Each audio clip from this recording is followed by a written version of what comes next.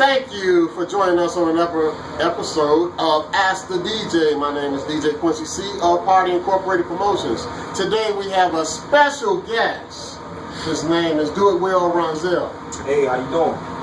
All right, and today we're going to have an episode about how DJs have changed in the last 20 years. What is your perspective on it, Ron? The attitude, the laptops, the CDJs. DJs don't even look like DJs no more. It's changed a lot.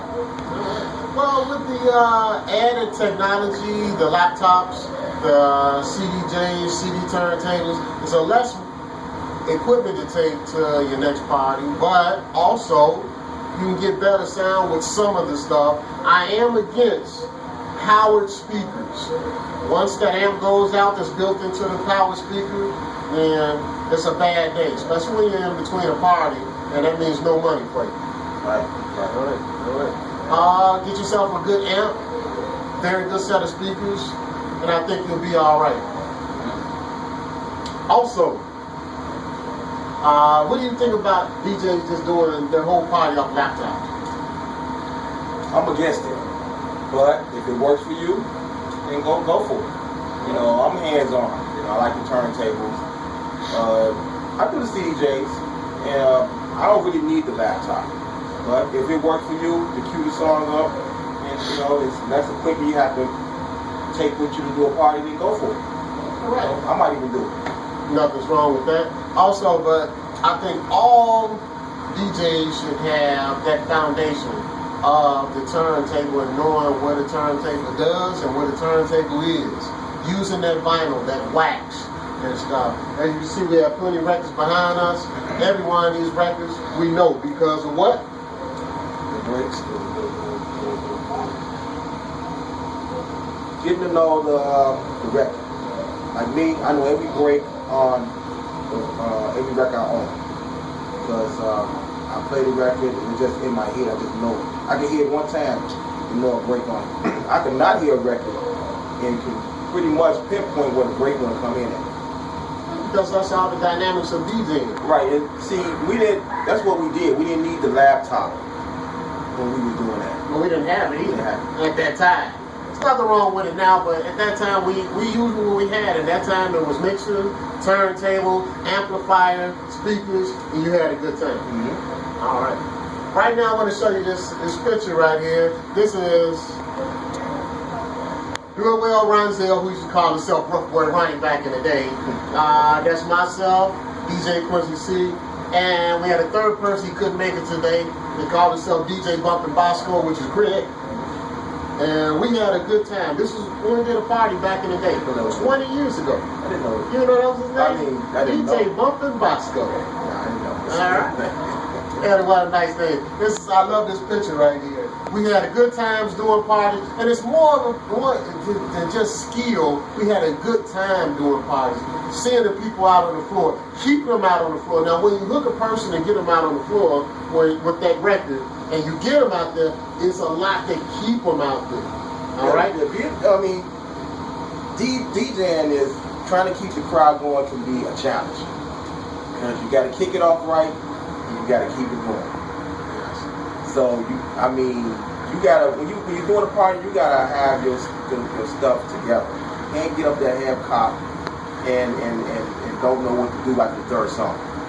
And you gotta know, even if you don't like the song, this is what I had a problem with, because I always want to play what I like. So even if you don't like the song and the crowd love it, you're making money. That's what you gotta do. You gotta play what the crowd want to hear. And it's always not all about what we want to hear. We know what the crowd wants to hear. Oh yeah. So Ronnie, why don't you tell us, give us your resume from how you started to now. I was about 12, 13 years old, listened to the Hot Mix 5 a lot. Hold up. We got to talk about that. The Hot Mix 5. Back in the 80s, that's who you wanted to be. The blueprint. Yes. That was the blueprint. Julian. Farley. Kenny. Scott Smoking Seals. Smoking Seals. And Ralphie Rosario. Yep. Used to hold me. That's the baddest song he ever made. I love it. I love it. Xavier Gold. Hey, those guys were just the epitome of being a DJ back in the day. All right, it was now it's called V103, but back in the day it was called WBMX.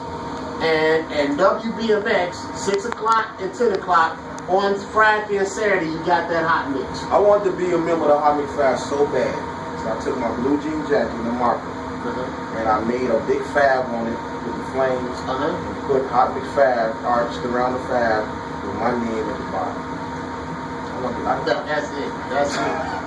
we weren't the Hot Mix. We were like the perfect mix 6. So, and we weren't ever a big crew. We didn't have a name to our crew. We were just some guys who loved playing some music. Let me just say, because a lot of DJs don't get credit. We was considered underground DJs. So you had DJs, mainstream DJs that was in the club and the radio, and they would mingle with us, and they would pick up, special, a certain style or a way to mix, and they would go on the radio and do it. And DJs like us, we didn't get credit for. A lot of DJs, I don't want to say this, but Farley, Farley, I don't want to say it. But a lot of DJs didn't get credit for what they, we was trendsetters. We was trendsetter DJs. Yes. People started all this stuff, We talk about house DJs. What is the meaning of a house DJ? A house DJ. Well, let me just start by a lot of people don't understand house music, why they call it house music. They call it house music because DJs started producing their own music in their homes. That's why they call it house music. A house DJ. What's the meaning of a house DJ? That was the question? Yes. I guess, house is a culture. So remember what I said earlier, DJ, we would look like DJs now. House music was a culture, it was a certain look, it was the music, it was it was a feeling that really you had to be there to get. So I don't know if this to answer your question. Sounds good. But house music is universal. Everybody loves house music. No matter where you go, what country, house music, everybody loves it. And house music is still big in UK, a lot out of America. There's still a lot of us buy wax from them now. I don't know what they must have did. Went over there and bought all the house records from America and knew that we were going to want extra copies and stuff because that's where we're buying all our stuff from now. The house DJs started off, like you say, you were in the attic, I'm in the house, we're in our rooms, we're in our mom's house. The attic would be so hot. Yeah, but you wouldn't leave. No, you wouldn't leave. You wouldn't leave. We had like at least 10 DJs waiting to get their turn. Yeah. I can remember when I first started off, a guy named Johnny West. Him, Dana, they had a crew. And I used to sit back and watch those guys. One day they let me on the table, I broke the needle, but I had a job at the time, summer job. I paid for the needle, he let me come back on. Other guys who was working with him and, who mixed with him, they would break needles and he would have to buy them. So he would always let me on since I would pay for the needle, and needles wasn't cheap back then. First 1200s I ever seen was Jim and Gerald. Now, this guy across the street from me named Kenny. Hold up. Were they Technique 1200s or were they Gemini 1200s? No, they was Technique. They were Techniques. And they was gold. I never seen gold 1200s. He took me over there and showed me, took me to Gerald house, and they had 3 of them lined up mixing on it. And I was amazed because I never seen actually the 1200 before. So that's what made me want to get the 1200 after that, because I was with the BD1s. After that, I really wanted to get the 1200s. Well, Technique, the 1200 was the perfect tool. And it always will be. It still is. It's the workhorse. It's the perfect tool for any DJ that is still spinning wax.